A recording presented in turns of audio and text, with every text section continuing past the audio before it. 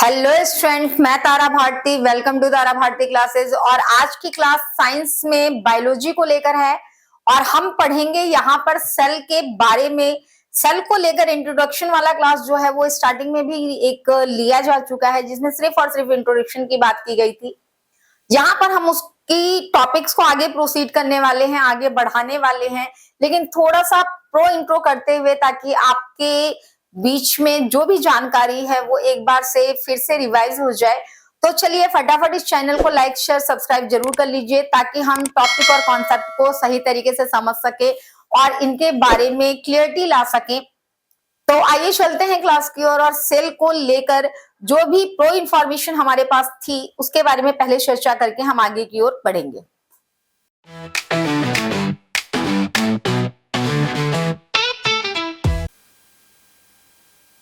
थोड़ा सा रैपिडली हम एक चीज लेके चलते हैं कि सेल को जो मैंने एक्सप्लेनेशन के तौर पर लिया था वो मैंने आपसे ये बताया था कि सेल का अध्ययन जिस भी विज्ञान की शाखा के अंतर्गत किया जाता है उसे साइटोलॉजी कहा जाता है। यानी कि cytology is the branch of science in which we study about the cell, cell structure, cell skeleton and cell division. अगर हम बात करते हैं कोशिका से संबंधित किन किन चीजों का अध्ययन करना होता है, तो जैसे ही हम हायर क्लासेस में जाते हैं वहां पर हमें सेल की संरचना, उसकी बनावट और उसके द्वारा होने वाले विभाजन की प्रक्रिया, सभी चीजों को एक एक करके सेपरेटली अलग अलग चैप्टर्स में पढ़ना पड़ता है। लेकिन बात अगर हम कक्षा 9वीं और 8वीं की करते हैं, जैसा कि न्यू सिलेबस जो इस बार सीबीएसई के द्वारा लाया गया है, जो बुक्स नहीं लाई गई है, उसके 8वीं कक्षा में सेल तो है ही, और 9वीं कक्षा में भी सेल के जो कॉन्सेप्ट है उनको थोड़ा सा इंक्रीज लेवल पे लाया गया है, थोड़ा सा बड़े पैमाने पे लाया गया है, ताकि आप चीजों को अच्छी तरीके से समझ सको। अभी तक जो भी चीजें आपको बताई गई हैं वो कोशिका की परिभाषा थी। कोशिका को हम एक छोटे कमरे के रूप में देखते हैं, जो कि एक लैटिन शब्द है, इसको हम कंपार्टमेंट के रूप में देखते हैं। और कंपार्टमेंट का जो अर्थ होता है वो एक छोटा कमरा होता है। इसको देखने वाले सबसे पहले डेड सेल के अंतर्गत रॉबर्ट हुक थे, वहीं पे ल्यूवेन हुक ने इसे लिविंग सेल के अंतर्गत देखा। और अगर हम बात करते हैं सेल थ्योरी किसने प्रपोज की, तो यहाँ पर हमारा प्रेजेंट टॉपिक जो होगा वो सेल थ्योरी को लेकर होगा, जिसको प्रतिपादित करने वाले वैज्ञानिक जो थे वो थे आपके स्लाइडेनुस स्वान।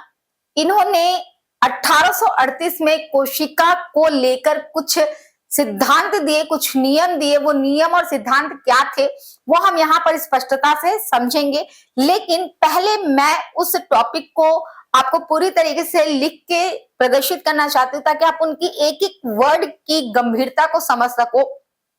जैसा आपको पता है कि इस बार जो 9th और 10th के पेपर होने वाले हैं वो केस स्टडी बेस पर होने वाले हैं, आपके कॉन्सेप्ट क्लियरिटी के आधार पर होने वाले हैं। तो किताबों को सिर्फ और सिर्फ पढ़ लेना इनफ नहीं होगा, रीड आउट कर लेना पूरी तरीके से क्लियर नहीं करवाएगा आपके सिलेबस को या फिर आपके कॉन्सेप्ट को, बल्कि कॉन्सेप्ट को समझने के लिए इस पूरे के पूरे सेंटेंस में हर एक वर्ड को पार्टिकुलरली क्यों यूज किया गया है, उसका थॉट क्या, उसकी थीम क्या है, उसका वास्तविक अर्थ क्या है, ये जानना बहुत ज्यादा जरूरी हो जाता है। तो हम यहाँ पे सेल थ्योरी के बारे में जानते हैं कि सेल थ्योरी क्या है और किसके द्वारा दी गई, इसका फुल्ली एक्सप्लेनेशन क्या होने वाला है।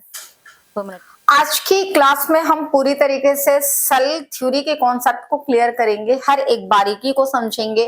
तो यहाँ पर जो सेल थ्योरी है उसे प्रपोज किया गया दो अलग अलग बायोलॉजिस्टों के द्वारा, यानी दो बायोलॉजिस्ट जैव वैज्ञानिकों ने इस नियम का प्रतिपादन किया, इस सिद्धांत को दिया, जिनके नाम थे स्लाइडन और स्वान।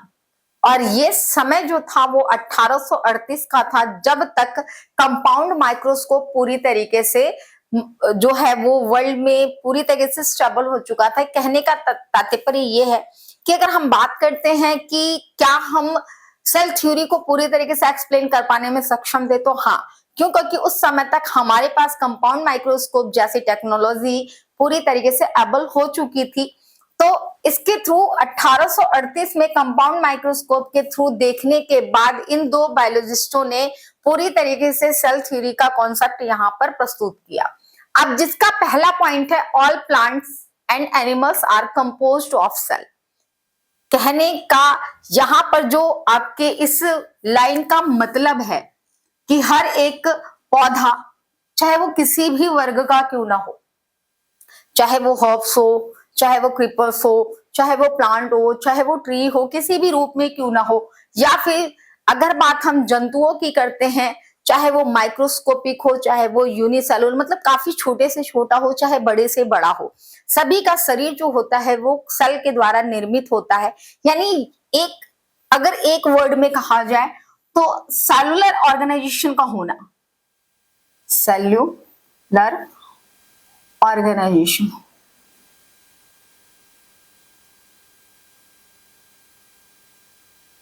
सेलुलर ऑर्गेनाइजेशन होता है, यानी सभी पादप और जंतुओं का शरीर जो होता है वो सेल का बना होता है। अब जैसे अगर प्लांट है तो उसमें प्लांट सेल पाया जाएगा, और अगर एनिमल है तो उसमें एनिमल सेल पाया जाएगा। अगली कंडीशन है cell is the basic unit of life, यानी कि हम कह सकते हैं कि सेल जो है वो एक बिल्डिंग ब्लॉक पार्टिकल होता है या फिर यूनिट होता है जो फंडामेंटल है। जैसा कि मैंने लास्ट के क्लास में आपको वो सेल को डिफाइन किया था और ये कहा था कि सेल इज द स्मॉलेस्ट, यानी सेल से छोटा हमारे शरीर में कोई फंडामेंटल यूनिट नहीं होता। तो cell is the smallest fundamental structural functional and hereditical unit of living life. तो कुल मिला जुला के यहाँ पर ये बेसिक यूनिट होता है जिसको हम फंडामेंटल भी कह सकते हैं, फंडामेंटल यूनिट।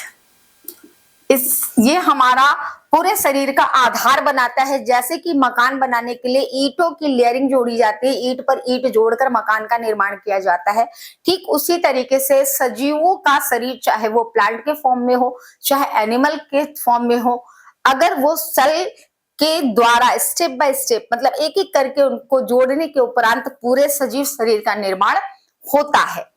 अब अगला जो टॉपिक है, तीन ही थ्योरीज हैं, और cell arise from pre existing cell.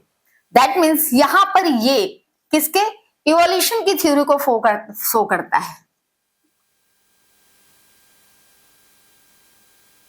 अगर हम बात करते हैं जैव विकास की, तो जैसा कि हम हिस्ट्री में पढ़ते आए हैं या फिर बायोलॉजी में भी हमने चीजों को समझा है और उसमें हमने ये देखा है कि कोई भी प्रजाति अपने आप प्रादुर्भावित नहीं होती, अपने आप निर्मित नहीं होती, बल्कि उनका निर्माण जो है वो कई सालों में अनुकूलता के आधार पर, हैबिटेट के आधार पर या एडेप्टेशन के आधार पर, परिस्थितियों के बदलाव के आधार पर जो परिवर्तन उनके शारीरिक अवस्था में देखने को मिलता है, अगर वही परिवर्तन काफी लंबे समय तक स्टे कर जाए तो एक नई प्रजाति का निर्माण होता है। सेम कंडीशन, कोई भी कोशिका अपने आप एक बारगी कंडीशन में कोशिका के रूप में निर्मित नहीं हुई है, बल्कि कोशिका की भी अपनी पूर्वावस्था होती है, यानी प्रो एग्जिस्टिंग सेल यहाँ पर वो अवस्था है जिससे कि जैव विकसित विकास होने के उपरांत कोशिका निर्मित हुई है, यानी कि कोशिका का निर्माण हुआ है। अब बारी आती है, जब हम इन पूरी थ्योरीज को देख लेते हैं तो विदाउट एक्सेप्शन के हम आगे बढ़ जाएं, ऐसा हो नहीं सकता। ये थ्योरी सभी के द्वारा एप्लीकेबल होती है, आप इस दुनिया में जितने भी लिविंग देख रहे हो सभी के साथ, लेकिन एक के साथ नहीं होता और वो है एक्सेप्शनल।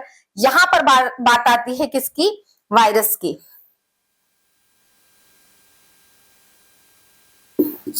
वायरसेस की, वायरसेस जो होते हैं वो एक्सेप्शनल केस होते हैं।